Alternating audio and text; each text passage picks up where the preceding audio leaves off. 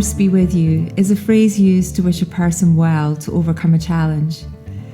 The invitation in this podcast, May the Life Force be with you, is to explore what it means to truly feel alive, to appreciate the physical, emotional, and spiritual connection to our energy, and finally to understand how this impacts who you are and all that you do. May this conversation inspire you to thrive. Welcome to May the Life Force be with you, which is a conversation, and Fiona and I have been having this conversation all about life force energy, and now we are really excited because we're bringing other people into this conversation, people that we feel have some important or interesting or entertaining perspective on what life force energy is. And our intention with this conversation is that whoever is listening to it gets inspired to feel into their life force energy, to understand it, to become more curious about it, to see how the magical elixir that is their life force energy might have something to offer them today. Beautiful. Thank you, Karila. And we're very excited today because we have our first international guest. Don't be confused by the accent, friends. We have our first international guest. I'm going to read her official bio before I add my own spin on this. But Susie Moore, who is joining us today, is a world-renowned life coach, author, and host of a top-rated Apple podcast. So we've got some competition today. Let it be easy. He's a sought-after expert for media outlets and has been featured on The Today Show, Good Morning America, Business Insider, Forbes, Oprah, Wall Street Journal, Cosmo, you name it, Susie has been there. And that's just in the US. I know she's been global and international as well. So in addition, she's the resident life coach for Greatest, the world's leading health and wellness site. And she is the author of a number of best-selling books, and the latest one being the name of her podcast, Let It Be Easy. But I just wanted to add a little bit to that myself, which is Susie is a very dear friend of mine, and we go back quite some time now, about 15 years, I think. Gosh, time flies. We were so young, and we lived and worked together in Australia. In fact, Susie was my client in Australia, and then she moved to the US, I moved to the US, and we ended up working together again. And our love, respect, and just support for each other has just grown over those years. So I feel very honored that you're part of this conversation, Susie, and I'm really excited for everybody that's listening to learn more about your work. So welcome. Oh my God. I'm so happy to be with you, Fiona. I do anything you tell me. You're such a guide in my life. Like, I'm thrilled to be here to talk about, one of my favorite things, life force, desire. This matters a lot. So thank you for having me. You are welcome. And how is your life force today? I know you've just come back from Australia. So how are you feeling today? Sometimes just a check-in is really important. My life force is a little bit weird today because I think a couple of things. When you travel internationally, as you said, as I just have, I think it can take a little while to come back to your old routine. And also, I think that in life, we go through cycles that are related to lots of different things, and it's okay to honor where you are in the moment. And it doesn't mean that you don't have to show up. It doesn't mean that you don't necessarily feel like, if I don't feel perfect or like really alive and awake, I shouldn't even be having any conversations. I think it's okay to meet the moment wherever you are. And here I am. Here I am for you. Thank you for having this conversation. Look, I mean, I find too, the more I speak about things that I love, the better I just start to feel. Sometimes the action has to lead and then you kind of get back to yourself. And I think that we forget that sometimes too. We think we have to feel good then take an action, whereas action can kickstart it. So this is my first anything work-wise since being back. So thank you for helping me come back to my natural energy. That's great. I love that. You're right. Sometimes, doing what you love gives you that boost of energy, even when you feel I can't today, you always can if it's something that you want to be doing, and you get that hit of dopamine and everything kind of kicks in, and the endorphins, and all of a sudden you've kind of boosted those battery levels up a couple of notches without even really trying. It's quite incredible. Yeah. And so tell us a little bit about Let It Be Easy, because I feel like that kind of correlates to what we were just saying there. When you were trying to force something and forcing ourselves to do something, it can be a real drag and a drain on our energy, which then has an impact on the relationships around us. Whereas you've spent the last probably 2 years of your life flipping that conversation around and encouraging people to kind of lean in to where it does feel easy. What's the how did you get to Let It Be Easy, first and foremost? And then how do you feel that does change someone's, I guess, desire in what they want to do, and then the ease in which they're able to do it?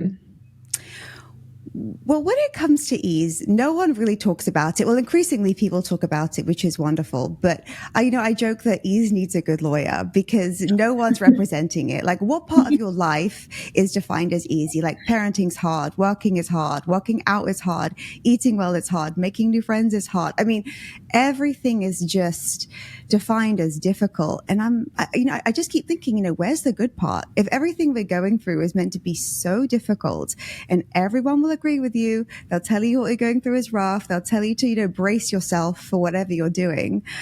I've come to realize that the actions that we take and what we go through are one thing. Yes. And parts of life are difficult, right? We all go through challenging periods, but we make it so much harder with the judgment that we give the thing. So even if you, for example, let a friendship dissolve that's no longer really working for you, or if you're going through a career transition, those things might feel scary and difficult, and people want to talk to you about how scary and difficult they are. But if you look at it a slightly different way, or you just, work with the natural cycle and flow of life, then the resistance drops to whatever it is you have to handle. And it's like a small miracle that shows up. I mean, I love to ask, how can I let it be easy? Even when I'm freaking out, something's going wrong, I'm getting an unwanted result. Yeah, that will happen in life many, many times. But the most important thing is my judgment around it, and how much I cling to the judgment versus considering another way. And what I've learned is that my negative emotion is a really good indicator of, I need a thought upgrade in this moment, or a belief upgrade in this moment. And if we're less rigid and a bit more flexible, I think a lot just can be easier. And then you can use your energy well for important things, not for stressing out, panicking, judging yourself and others. It's so true, because I feel like when we're in that negative thought spiral, it's exhausting. It's so exhausting. It's so exhausting. And so much of our energy then goes in that reinforcing of that original thought and belief that we had.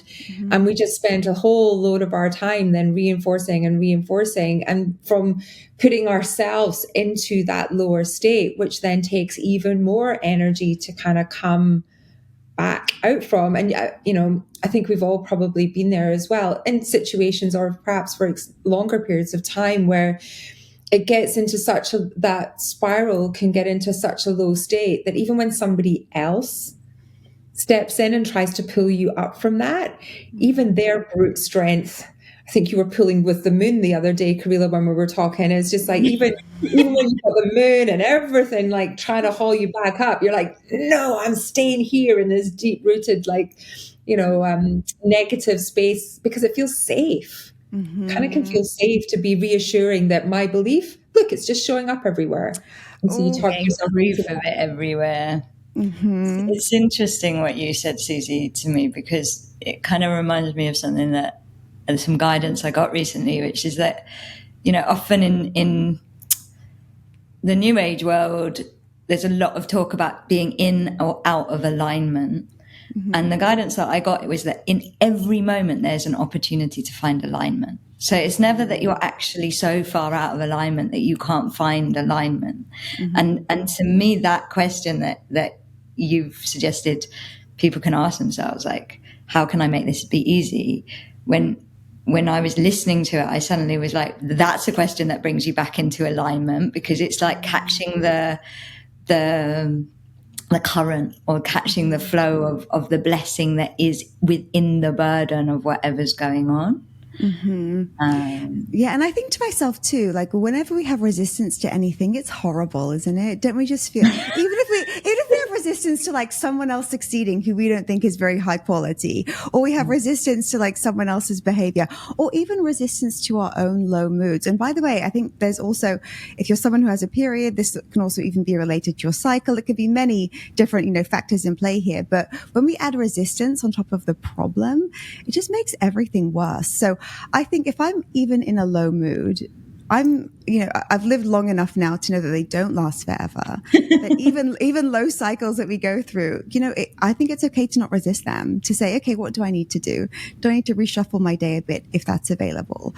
Can I just let myself feel this way for a little while, not forever, but for a short period, and not even resist the struggles that can come up, or those periods that we have that maybe aren't as upbeat. Like if that's also okay, I find that too, those low moods, I call them low moods, they even pass more quickly because we're not resisting them. So when we just pile on attention or focus, like what's the problem? Let's talk about it. Who can I call? Who can I text? How can I get onto, some online board where I can start complaining about my problem? It's like, we can do that. And sometimes, that is necessary. But I wonder if we could just like sit back and allow whatever it is to be, how a lot can just pass on its own without too much attention. And do you feel when you speak to a lot of people through your life coaching courses and your confidence courses, do you feel like that ability to let it be easy is so directly correlated to someone's confidence, and therefore how they are able to project themselves into the world and then follow their dreams, right? Like it's like each tiny little step can have a huge impact on how other people see or are seen by others. And so is that resistance to change, which is really kind of what we're saying here, isn't it? When people don't know how to, so they just resist it because they don't believe in themselves to be able to do that. Is that kind of one of the most common themes that you find come up when you're speaking to people through life coaching? Oh, yes. And I think that the big lie is that we're not allowed to let anything be easy. It's that we have to suffer through everything worthwhile. Like there's a Work medal hard badge. Yes. It's like there's a prize somehow for the most suffering. And I think we all know people like this, right? I don't know if you had this in Australia, but in the UK, you got a mark for how well you did and how hard you worked. You actually got a work hard mark in primary school. So you could do badly, but you could still get the top mark for trying really hard. And I think some of that is the cause of this. Like, I have to work hard because you're literally conditioned into it, or certainly we were. Yeah, I think that no one's going to tell you, avoid hard work or hard work isn't necessary. Like nobody's going to tell you that.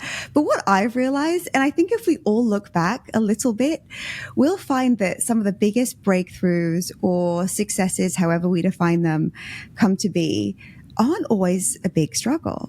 Right? Like maybe how you met someone that you fell in love with, or even an opportunity that came your way. I mean, I even see people hustle for 3 to 4 weeks on a project, whereas maybe one 15-minute phone call or a couple of emails could have gotten a far better result.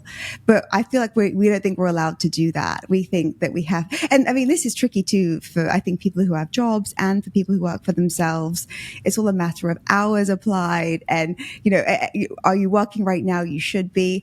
I just know that that's not where the results come, because if it came from hard work, so many people are hardworking that have more to show for it, right? That have more of their desires come to them in reality. So I know that the correlation isn't there, but like you said, Karila, it's like the opposite of what we're taught. So I think, if there's an outcome that you want and a desire is the desire is our life force, right? Speaking about life force today, desire is life force. It's healthy. It's appropriate. Life is better with desire. When we're depressed, we don't have desires. We just want to shut down.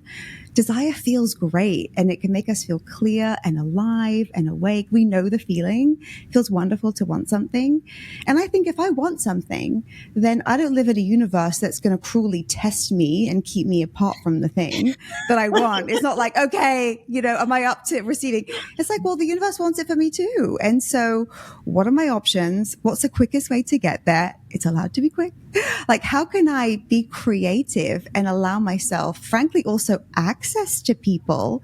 I think this is where people get it wrong too. They think, got to earn my stripes, got to be really qualified, got to have 20 years experience, got to have XYZ.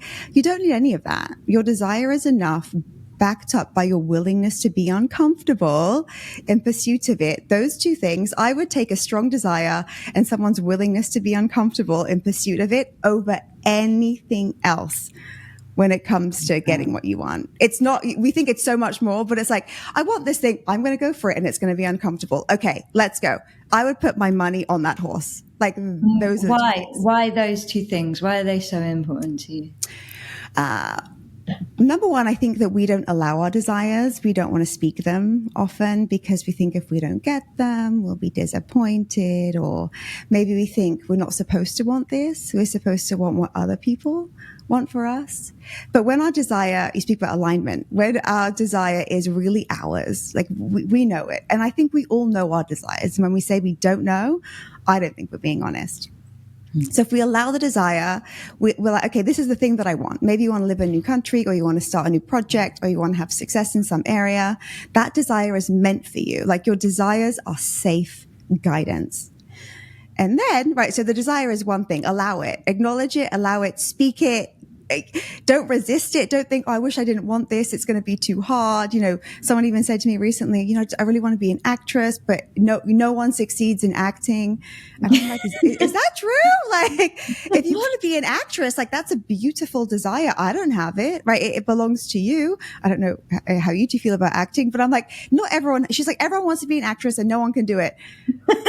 So number one, your desire is healthy, appropriate, and meant for you. It's safe guidance in the right direction.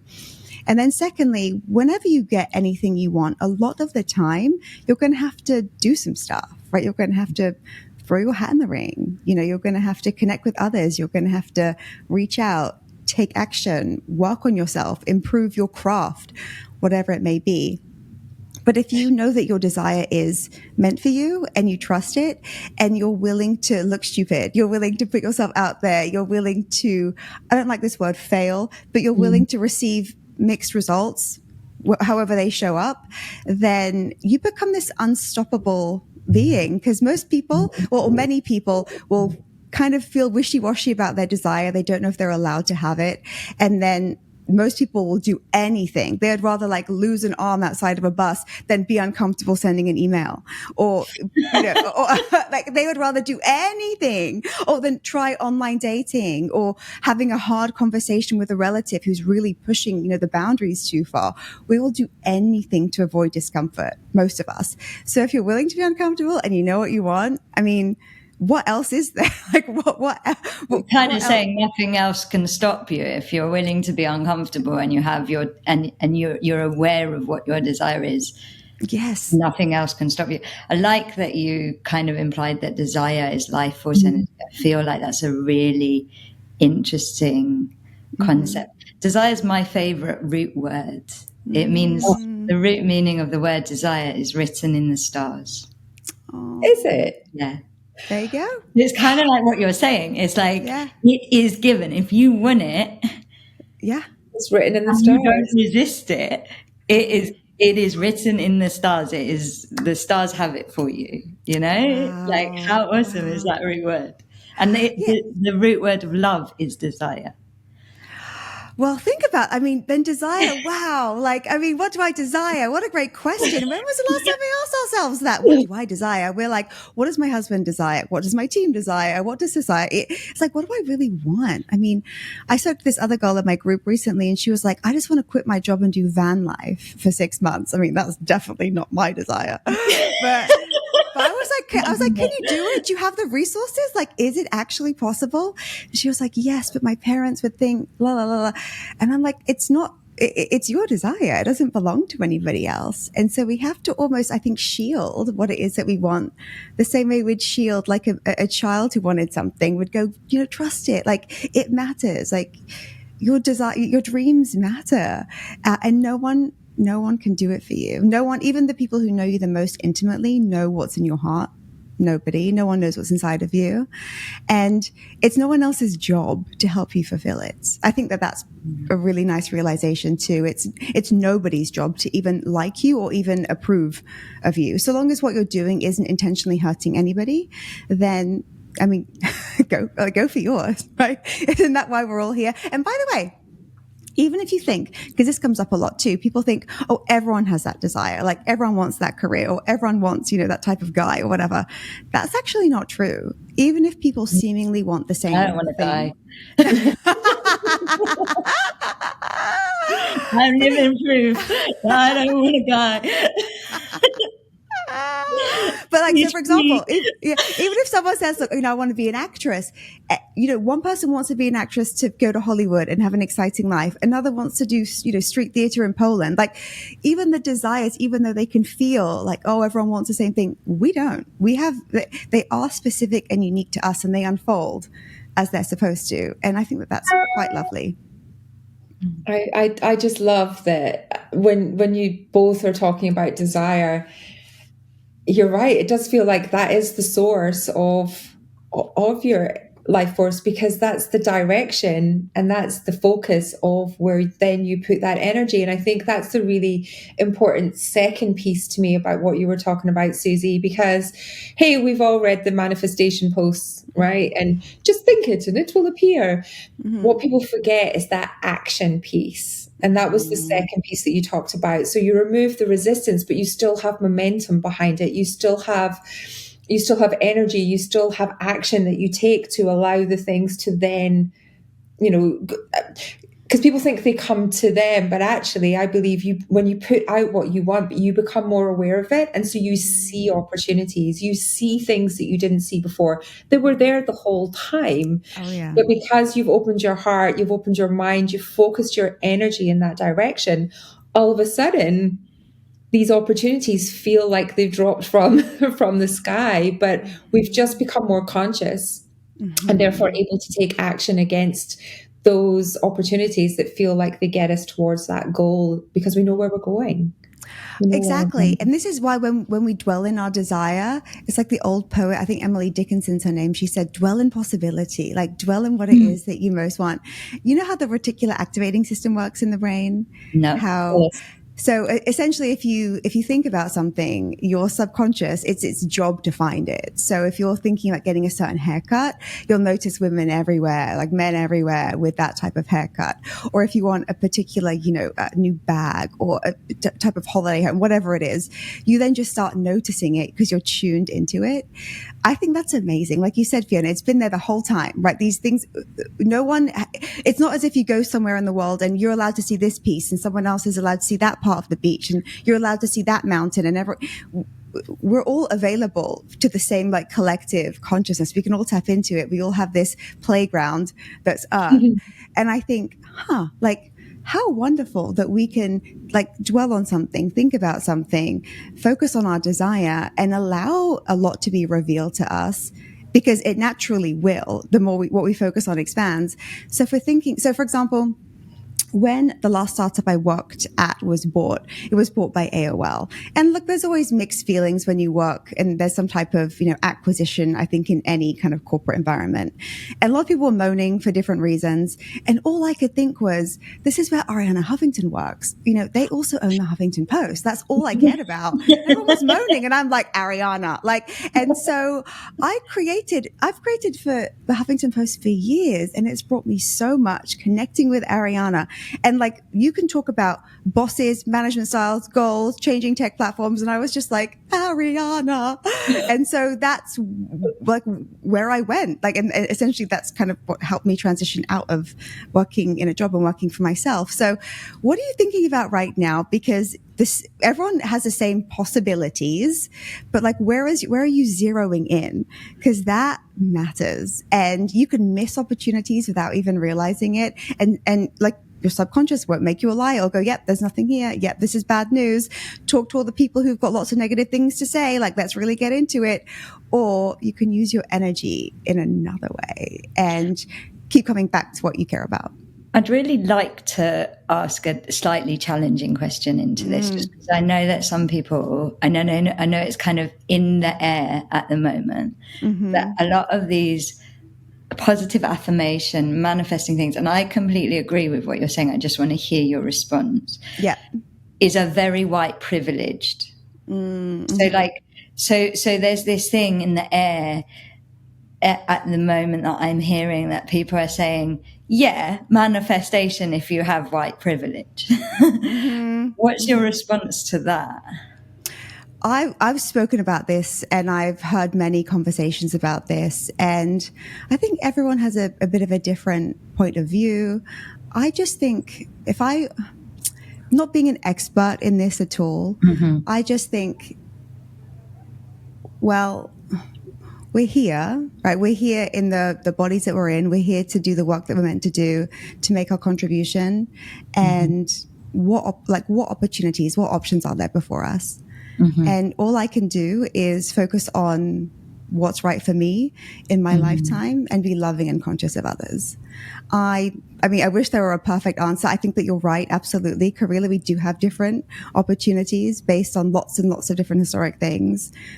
But I think it can also be something that when we take loving action and we care about others, that's almost really our own responsibility. Like, that is the thing that matters. Like, how are we showing up? Are we connecting and taking care of each other? Are we doing what we can to help one another? Imperfectly, but figuring it out as we go. And presumably, wherever you are, there are some opportunities from wherever you are. Well, I really believe the universe is a kind one. I know that this isn't to say that the world, of course, isn't without suffering, especially like right now. If you look at world events, it's so easy to just, want to shut down completely. But I think if the universe is a kind one, like, where to from here? Like, what's the best next step? What is the best next option? I find that if almost we live in that place of what's the best next step right now, then that's almost enough. We don't need a complete plan. We don't need to have everything just, lined up ideally for us. But what's the best next loving, conscious step that feels right for you? Because I've learned too that if an action feels good, and I mean authentically good and clean and in integrity, it elevates everybody. It's not like just for me. It's like, what can I get? Because we see that, right? It's like, how can I swindle this person? How can I, how can I win? How can at all costs? And yeah, I mean, that might feel good or interesting to somebody for a while, but that's not how we feel good in our bodies in a lasting way. And we can, I mean, there are times in life where certainly this happens, but that's not a life worth living, in my opinion. Thank you so much. That's such a beautiful answer. And I know that was a bit challenging, but it was just like, I can feel that like some people, it's in the air at the moment. And so I'm really intrigued to hear from people who, like yourself, who are clearly really successful at positive manifestation because of what you've done with your, everything that Fiona has said at the beginning of this podcast, what you've done. You clearly know what you're talking about. And so. Well, I don't know. I mean, I sometimes say, like, my mantra is like, I don't know, but I don't know, but let it be easy. I don't know. I love that. What's wrong with not knowing something? I think it's okay to not know and still just move forward the way that feels the best to you. And the way that feels the best to you really is going to be not just for your highest good. Like, not really, because we're all connected, right? We all come from the same source. If we are causing harm to somebody else, it doesn't feel good. So I think it's not even that you have to think, but being conscious and loving towards others, when we do that, everyone benefits, especially us. I think sometimes that fear of, well, if my desire feels to me selfish, so my desire, my want, my manifestation wish list, if someone else was looking in, might look like a selfish one, then I feel like we're allowing other people's judgment to impact what we actually want, and also an assumption that there's a scarcity. So if I want something somebody else. I have to take it from somebody else. Yes. And I always feel there's kind of like in this, that kind of manifestation world. I don't know how we've got down here, but that's how we've gone down right now. Is that if I say I want, a house on the beach, then that means I have to take it from somebody else, when, maybe everybody that wants a house on the beach can have a house on the beach, because not everybody wants to live on the beach. Some people want to live in the mountains. Some people want to live in the countryside. Some people want to live in the city. Mm-hmm. And it's just like, I know that might, again, sound white privilege, but we don't all desire the same things. There is enough. Mm-hmm. There is an abundance, and we all want different things. It doesn't mean to say that my desire means that I'm stopping somebody else from following their dream. Mm-hmm. Even back to your actress person, you don't want to be an actress, so great, go for it. Yeah, it's not impacted my dream. So there's.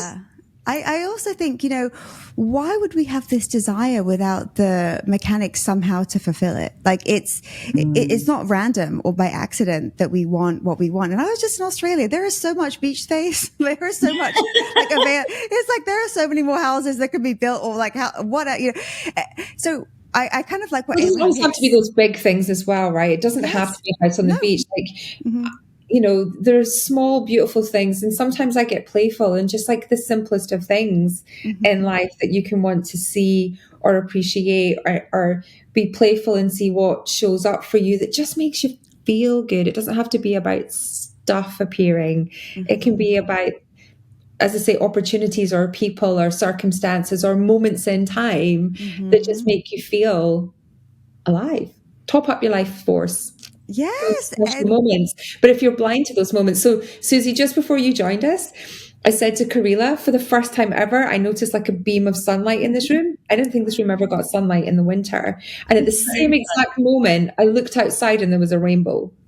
I'm like, we were very excited. It's a good omen.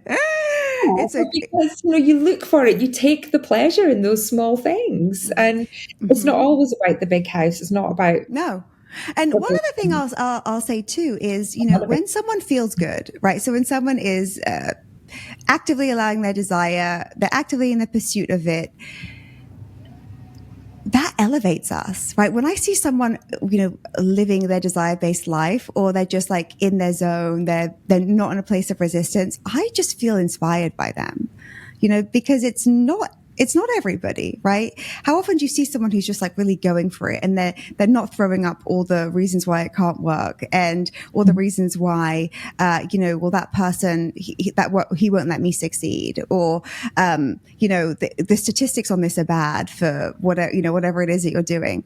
Whenever I see someone in pursuit of their goal, I just think, wow, like I want to be around that person. It really elevates the people around you too. And we need real life role models, people who go for it, especially people who aren't supposed to succeed, right? People who maybe lack the qualifications, or who don't look a certain way, or who you think, wow, good for her. She's just, she's really getting the results. We need people like that. Like it elevates everybody just by observing them. I was going to say, actually, do you think there's something in the comfort? Like, people also get comfort from their roots, like the story, the class, the race, and I think sometimes this thing about being uncomfortable is the most important thing, because if you want to get somewhere else, you have to lose the comfort of identifying with your roots, or certainly that's been things I've witnessed in people and my own experience to a degree. Yeah, I love the work of Gay Hendricks. If you know him, he says that a lot of the time when we want to succeed, we feel, or change our lives, we feel guilt about leaving people behind, or we feel like there's a crime of outshining somebody else. And this, it's not conscious, but sometimes when we see someone who has a desire and they're not acting on it, it's out of a sense of loyalty. It's actually quite lovely, the secret intention that we have that kind of holds us back. It can be quite loving in its own way, but it's not necessary. It's not something that we need. Like you said, Fiona, we're not being unkind to anybody when we go for it. In fact, I think the opposite. I think if you're going for it and you're showing up and doing the things that make you happy and that feel good, that's really generous. Like, we need people to display what that's like. I mean, I think we've all looked at people in the world, like growing up or, even now, and we go, that woman inspires me. She's saying what she thinks, or like she dresses like that, or she just, doesn't give up, she doesn't care about being met with some disapproval. I think that when we're seeking out our own path, we kind of shine a bit of a light on what's possible for everybody. And that is far more generous than, maybe doing less and constricting yourself, thinking that somehow it's being more fair or being more reasonable. And what would you say if somebody's listening and they're just like, okay, I've been hiding my desire and like I'm really inspired. Like what, if they're like, what's the first step? Like, what would you say is the first step? If they're like, okay, me and my desire, we're doing this acting, this man. Yeah. Whatever it is. What would you say? This man, this woman, yes. Well, I think it's so powerful just to acknowledge what it is that you want, because we hide it, don't we? We're like, oh, I don't even want to say that I want it because I'm never going to get it, and I'll look silly and I'll just feel bad, and I'll just, it'll be a life of disappointment. I think just acknowledging what it is that you want to yourself is the first thing, and to not put a limit on it, right? So if someone wants to write a book, you can say, I kind of like, think it'd be quite nice to write. You can say, I want to write a book that 1 million people read. And it's all about gardening. And this is exactly what I care about when it comes to this topic. And this is the reception I want it to have.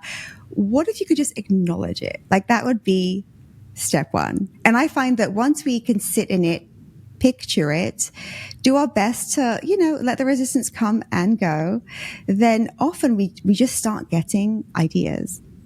They just, we don't, like I said, we don't need to think too far ahead. I think that our intuition wants us to keep coming back. That's why it doesn't give us like a 5-year plan. It's just like this nudge, like, I'll go in this direction, or, this is the like, to start a podcast, you just start, right? You get the equipment and then you go. It's not like, well, by day 365, I will, you can do that, but all we need to do is just think, what is it that I want, and not what anyone else wants. When you think about it, you start to feel excited and light, and your body even relaxes because it knows that it's at home in itself. So what is it that I want? I mean, you'd be surprised how often you can ask that question and people just say they don't know. Oh, I don't know what I want. I don't know what I want. I don't believe that. I don't believe it. I'm like, okay, so why don't you go start working with cars, right? Is that... And then it's like, no, I don't want that. Okay, well, then go be a bird enthusiast. How about go being a bird watcher? No, I don't want. Well, if you know what you don't want, right? Let's not be afraid here. Like, what is it that you want? There's no risk in just writing it down or saying it to yourself. You're not announcing it. You're not going to be on the cover of the New York Times saying, this is what I finally want. It's acknowledging it to yourself. And that can feel a little scary, but it's completely safe. And that's where I'd begin, because nothing can really happen until we start there. That's lovely advice. I have a little thing with myself that when I'm saying I don't know, what I'm really saying is I don't want to know. Because I don't know is just a resistance. And so there's something that I do know, but there's something on top of it that I don't want to know. And I'm like, what's that I don't want to know? It's getting in the way. So the actress thing, it's like, I don't know, because you're scared that if you become an actress, then you're going to have to travel loads, and that's going to be really, do you see what I mean? There's an I don't want to know in that I don't know, or that's just my little trick with myself to get me out of I don't know. Yeah, and the brain's really clever, right? It tells you don't want to know because it means you don't have to do anything, right? It means that you're like safe and there'll be no harm that can come to you because you don't know. So I don't know is like this safeguard that, because your brain's number one job is to protect you, right? That's its only job. The I don't know, I'm like, I don't know what you're hiding in there that you don't know. And then I think that the next best question is, once someone's willing to get a bit more real and state their desires, to just think, what are my options? And you're not committing to anything. There are no contracts in front of you, But if you're like, what are my options? So with this actress, I was like, okay, so where can you begin? Turns out she has an agent. Turns out she already has some. Which every actress wants. And I'm like, well, and she's like, well, I could start with some voiceover work. I actually never got back to that person who reached out to me about some small role in something. And I'm like, what else? What else? What else? Turns out she has all these options, but it's like, well, what if none of them work out? What if I'm not, what if I fail? Well, yeah, you will fail. A lot probably, but you will also succeed because success and failure, same road, right? Success is just further down the road. So often we just never even get there. We don't give ourselves the chance, and you are doing yourself the biggest disservice of your life if you stop far too, if you park early on that road. And we know that we regret this. Like later in life, if you've read the top regrets of the dying, the top 5 regrets by Bronnie Ware, great book.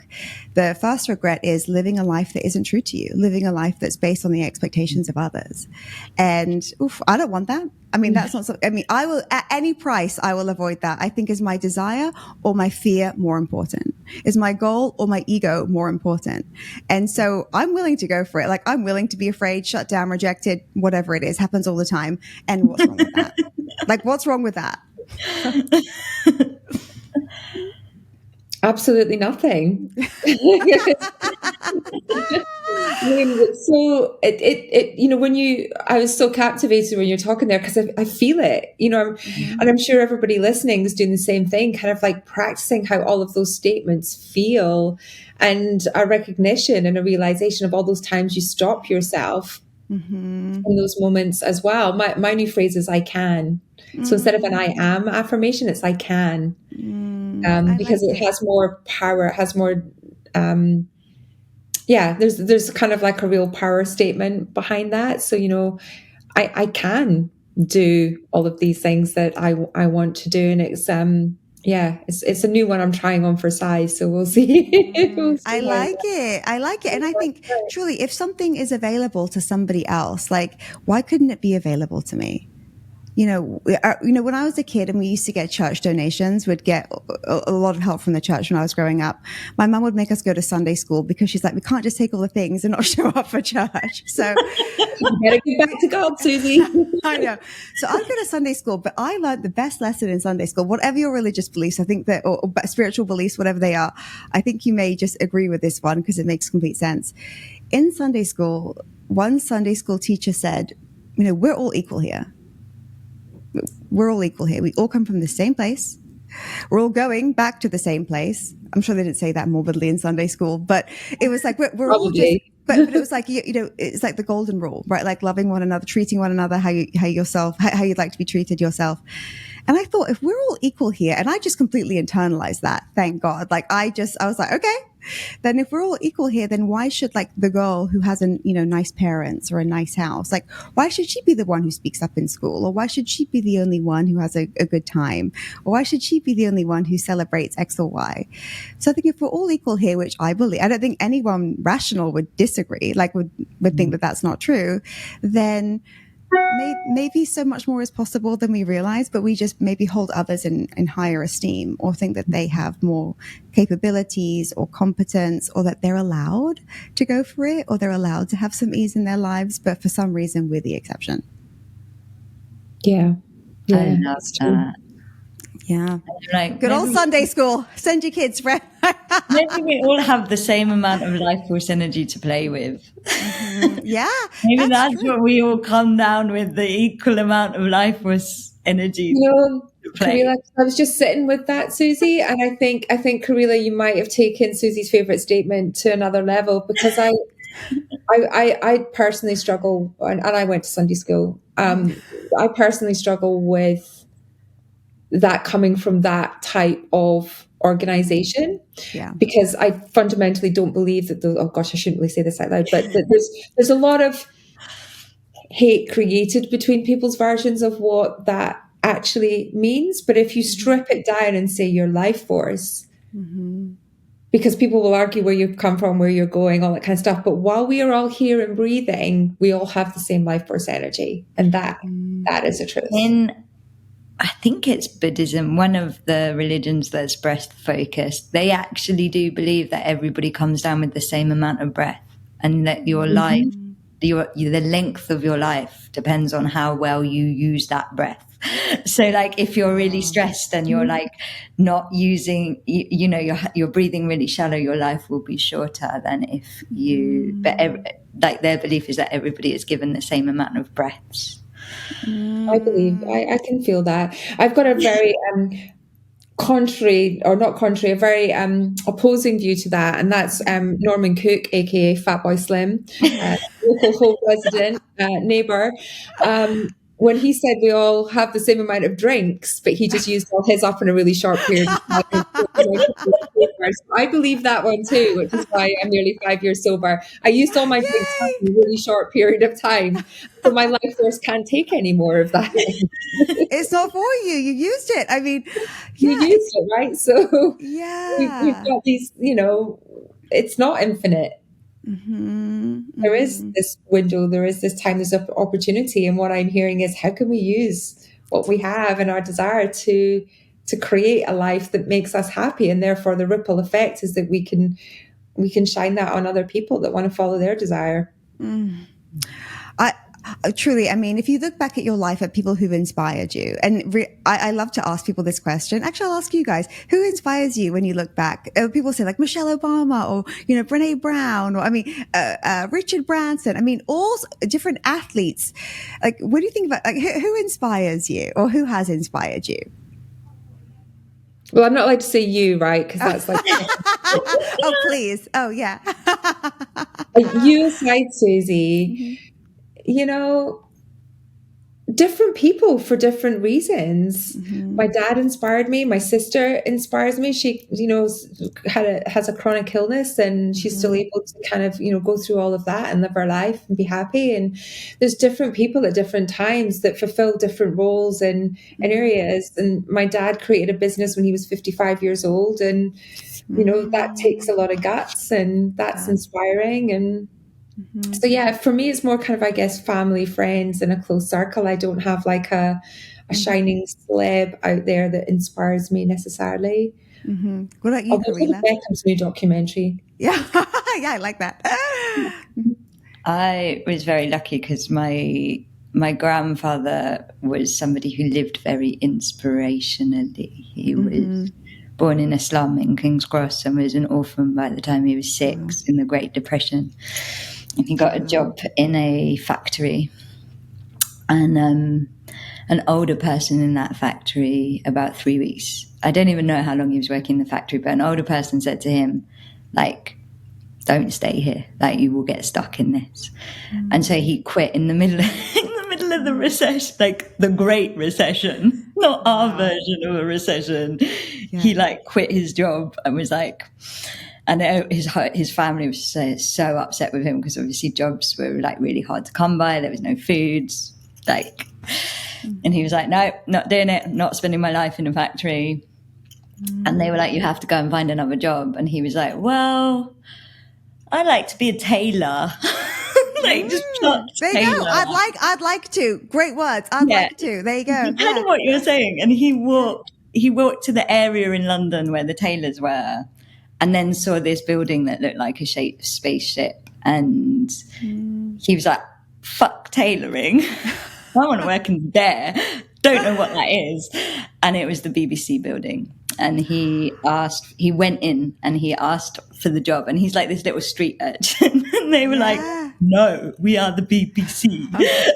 And then the security guards in the doorway felt sorry for him and said, why don't you write to this person and see if you can get a job that way?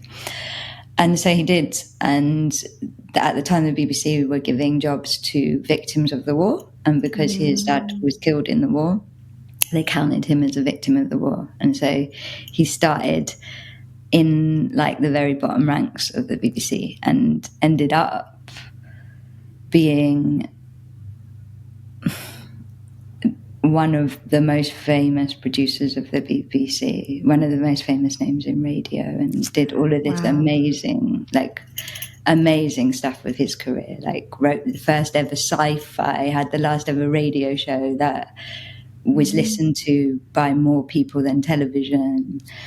Just all sorts of amazing things with his career. And so his point story proven. is kind of like what you're saying, This is exactly, so it's two things like, I want to say here. Yeah, he had nothing but luck. Yeah, nothing but but luck and balls. Luck is interesting, right? It's like I want to work as a tailor. Actually, no. See, life is a great redirect. I want to work in that spaceship building. desire, right? It's leading you in the right direction. It's safe guidance, and Grandpa is willing to go. Can I have a job, please? Actually, I'm gonna write this letter. Oh my God. I couldn't put a number on it, but 90% of people aren't willing to do that. No. They might go, I want to work in that spaceship building. Must be nice. And you know what? His career, like, so I obviously don't want to spend loads of time talking about my granddad, but like when he started in the BBC, they were like, you're too Cockney. Don't speak like that. You need to learn perceived pronunciation. But his career, because he was from real, like, when the war started, they were like, can you speak Cockney again? We need to relate to the people. And like, he made his career partly by like, he brought jazz to the BBC because jazz was underground. And like, the BBC was like, no jazz, jazz is dangerous. And my granddad was like, I really think we should put Louis Armstrong on the BBC. And they were like, no. And he was like, but I know this is what the people want because I am the people, So he was like the people's person in the BBC. Yeah. And in so you see right there, like desire, following it, not resisting it, allowing it. That's what I want. I want to work there. The action, right? Nothing happens without that on our part. And then also when we think about people who inspire us, we're so quick to forget that they're doing it. Like they're the people who inspire us aren't the people who are like, I'll sit here and not bother anybody. I'll just take my little like corner of the world. The people who inspire us are going for it in some capacity, or they're willing to allow the good in, and they take the action, big or small. I mean, it turns out this is a very impressive, cool story. Sometimes it's even smaller than that. Like Fiona, your sister, like living with arthritis. Like it takes courage to get up. Like I know what it's like when I don't even feel well in a small way. It's like, I don't want to deal with the world, So who inspires you? Why is that? Like, is it because they're like, oh, don't worry about me? Or is it because they're showing courage, right? They're showing kindness. I think it's because they're being uncomfortable. The two things that you just described, both of them are willing to be out of their comfort zone. See, desire, discomfort, it's a double D's, baby. But what a perfect example of that just in reality. What, 100 years ago nearly? I mean, this is a long time ago. I mean, it doesn't change. It doesn't change. And it won't change. It's amazing because you asked that question and I'm like, that is why his story has been, and obviously his story has been inspiring to me my whole life. But so many others, I imagine as well, because of what you've said, basically. Oh, so thank Granddad, you. He's always with us, cheering this podcast along, cheering your desire along, right? I think the most generous thing we can do is be the example, because we don't learn from someone saying, just go for it, right? Like, I mean, it's nice to hear that, but it's even better to be the living example of it, right? I mean, so for example, even in small ways, I had this client once, he was so mega fit, and I'd wake up with hangovers a lot, and I'd just look at his stuff, and he was like, out at 6, and I was like, oh, and even though I'd grown looking at him, it was still inspiring me because he really had a big transformation with his health. And I was like, be about it. Don't talk about it. Don't blog about it. I mean, do those things too if you want, but being about it, like Grandpa showing up and going for it, like that inspires you, and it can encourage you too in moments when you feel scared. Oh my gosh, that we did not plant that story. That was so perfectly beautiful. Oh my God. The universe brings what it needs in the moment. We heard what we needed to hear. We heard what we needed to hear. I absolutely love that. I'm so conscious of time, Susie, and as always, we can keep talking forever. I know.